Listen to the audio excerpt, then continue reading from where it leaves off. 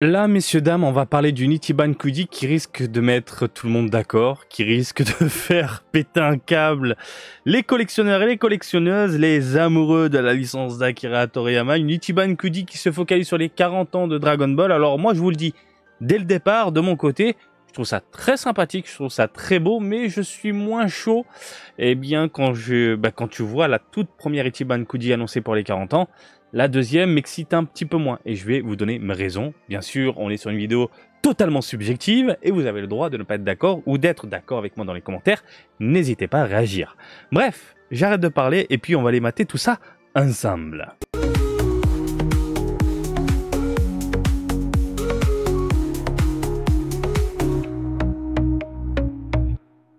Gros plan ma gueule. Alors, ça, c'est la première Ichiban Kuji pour les 40 ans qui a été annoncée il y a peu. Et comme vous l'avez là maintenant tout de suite sous les yeux, on a ce Goku magnifique, ce Shenron avec un manga ouvert, le personnage qui sort des pages. Voilà, ce rendu un peu décalé qui rend hommage à l'œuvre de Toriyama, je trouve. Voilà, vraiment sublime. On avait du coup le tome 1 et le tome 42. Franchement, c'est hyper symbolique. C'est emblématique. Et en plus, on a bien les numéros affichés ici en kanji, donc en japonais, donc volume 42. On a quelques figurines sympathiques, hein, mais sans plus. Celle-là, elle est cool, mais c'est du déjà vu, entre guillemets. Vraiment, moi, ce qui m'attire, et vous le savez, ce sont clairement ces deux-là. La nouvelle Ichiban Kuji qui a été annoncée, donc volume 2, concernant les 40 ans de Dragon Ball. Là, attention, il y a de la branlette à se faire quand même. On va se la tripoter parce que c'est quand même très très joli. Attention, ça déglingue. Attention, ça va faire mal à ton porte-monnaie. Et je te le dis, prépare la thune pour la fin d'année. Parce que oui, ça arrive en décembre. Il y a Noël qui arrive. Tu te dis, oh, je suis posé, j'ai fait les cadeaux à tout le monde, j'ai plus de pognon. Merde, comment je vais faire pour les Ichiban Kuji? Parce que ça sort après Noël. Ah, peut-être que si tu demandes à ta famille, s'il vous plaît, juste de l'argent, pas de cadeau, je me ferai plaisir tout seul. Voilà, t'as trouvé ton cadeau. Donc, on va parler de cette Ichiban Kuji qui arrive le 27 décembre 2025 au Japon. J'imagine que Japon Demande, nos chers amis de chez Japon Demande, vont nous proposer cette Ichiban Kuji là, surveiller du coup leurs réseaux sociaux, au prix de 800 yens le ticket, d'accord. On ne sait pas encore où est-ce que ce sera propagé, j'imagine pour ne pas changer. Dans les combini, dans les game centers, dans les pharmacies, dans les sex shops.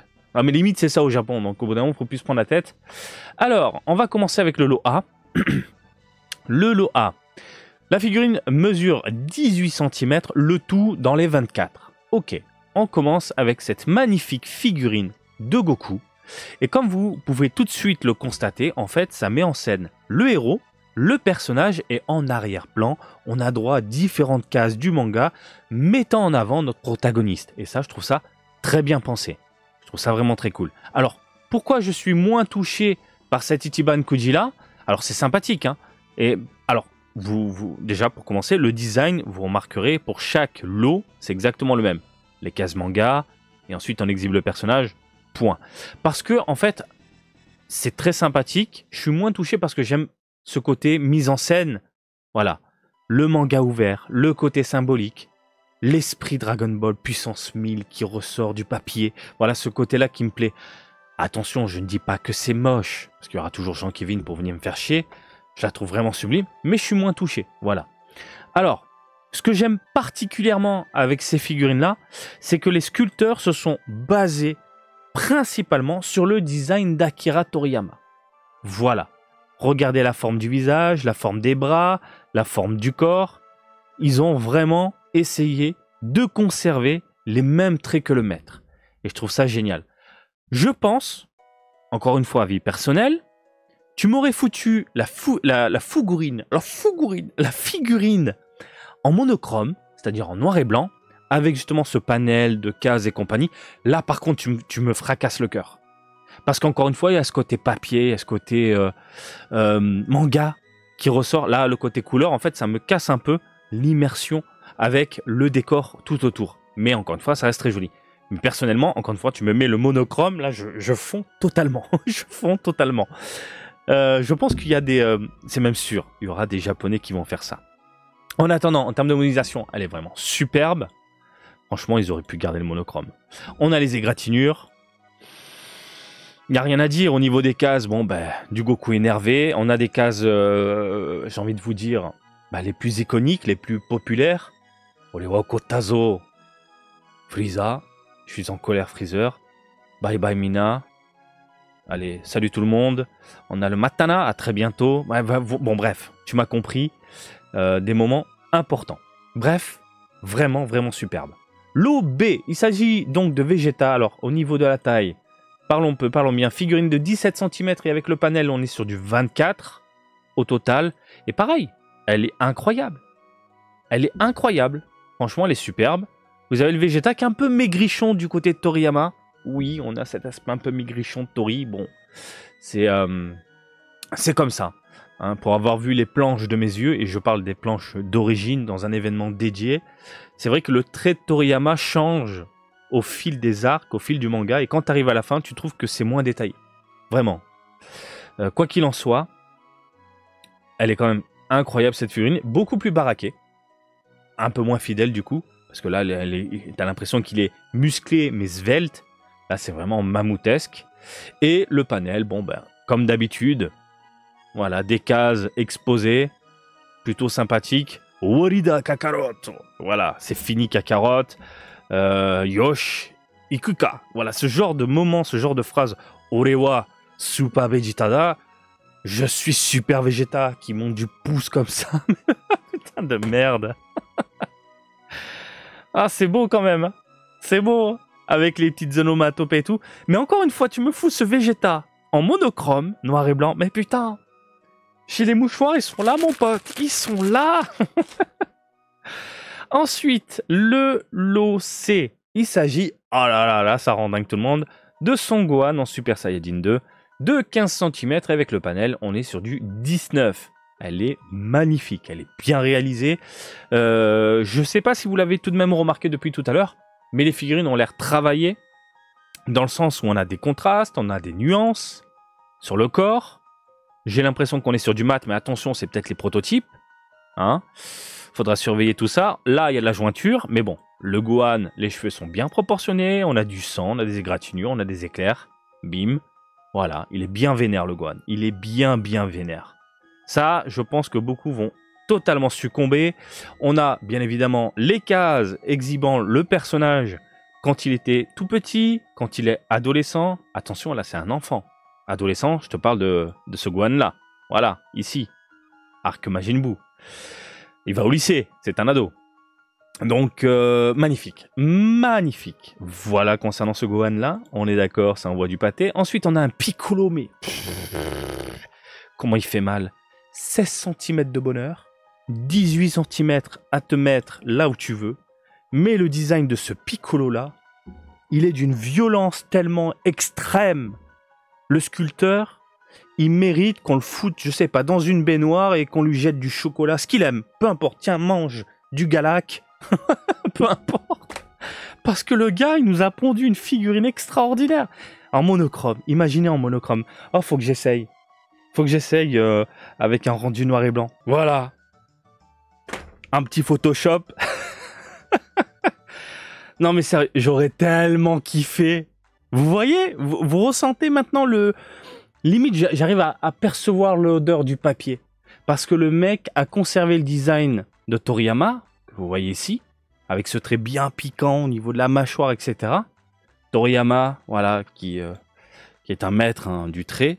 Et regardez, avec ce côté monochrome, mais ça rend trop bien. Ça, je suis désolé, je suis extrêmement fan de ce rendu noir et blanc. Ça rend hommage au papier. Ça rend hommage au dessin du maître, qui à la base est en noir et blanc. C'est pour ça que j'aime beaucoup. Bref, c'était juste pour vous montrer mon délire. En tout cas, je suis fan de ce que je viens de faire. Et donc, en couleur, et vous avez ici le Piccolo du maître. Ensuite, on a Kulilin. Kulilin, on est sur du combien là? 15 cm et 23 avec le panel. Donc tout l'arrière-plan. Très sympathique également, avec ce design voilà, très inspiré du maître. Les mêmes traits. Voilà, la même pose. On a les gouttes sur le front. Les dents serrées. Tout simplement. Différentes périodes également du personnage quand il est petit. Android, Namek et tout le tralala. Bref, c'est vraiment magnifique. Kenzan, bien pensé. C'est bien pensé. Écrit juste au-dessus. Avec... Attends, le pilier, il est pété. Mais attends, mais ils ont fait... Non, mais c'est bien pensé. On a le support qui du coup est pété à cause du Kianzan, qui, je le rappelle, est une attaque vraiment violente. Cell a su la contrer avec sa nuque, mais en attendant, il n'y a rien à dire. C'est vraiment très joli. C'est bien pensé. Franchement, le fait de péter le support, bravo les mecs. Et le tout est exposé comme il se doit. Et la last one, il s'agit tout simplement de Shenron, un Shenron emblématique, mythique, parce que on est sur le tout premier design de ce Shenron-là, très arrondi au niveau de la mâchoire, au niveau de son corps, des écailles. Il paraît plus petit aussi par rapport à ce qu'on a pu voir ensuite dans la série. Les yeux, pareil, beaucoup plus arrondis. On est sur une figurine qui tourne dans les 20 cm. Waouh! La figurine est 15 avec le panel à droite à gauche. Voilà, ici on reprend du coup le manga, voilà, c'est du copier-coller et elle est incroyable. Alors, pourquoi aussi, il y a une autre raison, pourquoi je suis moins touché par cette Ichiban Kuji là, c'est aussi des produits qu'on connaît déjà, plus ou moins. Alors attention, je la trouve vraiment extrêmement jolie, mais on a eu d'autres figurines un peu dans ce style-là. Là, je trouve qu'on est plus design animé, et elle est magnifiquement belle cette figurine là. C'était une loterie, non c'était pas une loterie, c'était dans les Game Center qu'on l'a retrouvée. Là ça conserve vraiment l'esprit et le trait de Toriyama. On a ensuite Gohan, bien sûr Gohan qui se transforme en Super Saiyan 2. Il n'y a pas trop longtemps on a eu une History Box. Bon là c'est vraiment tout minuscule. Il y a un petit moment on avait eu une Master Lease E-Moving. Ça date, c'est une Ichiban Kuji lors de la phase super, hein, tout le tralala à l'époque. Mais attention, elle reste quand même très jolie, même au-dessus de ce qu'on vient de voir. Celle-là, pour moi, c'est la number one. Voilà. C'est des produits, encore une fois, c'est pas la première fois qu'on voit. J'ai envie de mettre des guillemets, c'est pas la première fois qu'on voit. Et après, t'as Bandai qui s'adapte pour amener ces scènes cultes avec un petit décor pour rendre hommage à la licence, les 40 ans et tout le tralala. Voilà. Oh, je suis désolé, mais j'aime trop. Comme ça, c'était parfait, c'était parfait. Mais à mon avis, et bien sûr, si Bandai propose ce type de produit, ça va pas toucher énormément de monde. Je sais que vous êtes nombreux à apprécier, au contraire, les couleurs, voilà, ce rendu bien plus vif, éclatant à l'œil, voilà, tout simplement. Bref, une Ichiban Kuji très très sympathique. Si je dois craquer l'Aloha, je me dis pourquoi pas, parce que je la trouve vraiment sublime. Et en plus de ça, il y a une figurine qui coûte une couille aujourd'hui, qui est impossible à avoir. Je me dis que, voilà, ça peut compenser de mon côté. Vegeta sans plus. J'irai faire quelques tickets. Gohan sans plus. Piccolo, mais incroyable! Si je peux avoir la Piccolo aussi, je prends la Kulilin pareil. Et bien évidemment la Last One. Mais la Last One, je pense que ça va être la guerre. Ça va être une guerre monumentale. Mais ma priorité dans tout ça, c'est bien évidemment cette Ichiban Kuji là, qui pour moi est tellement au-dessus parce que tellement représentatif. Tome 1, tome 42, illustration, les mangas ouverts, avec, voilà, la signification, chapitre, enfin, tome 1, tout simplement, bref, ça tue, ça tue. Entre la SH Figuarts, les Ichiban Kuji, les cartes, les stickers, ça y est, Bandai se réveille enfin et balance un petit peu tout ça. Notre porte-monnaie est en sueur, le banquier est en train de trembloter comme ça. Allô? Allô, monsieur, Marty Japan, tout va bien? Il n'y a plus d'argent, oui, j'ai plus d'argent, je suis désolé.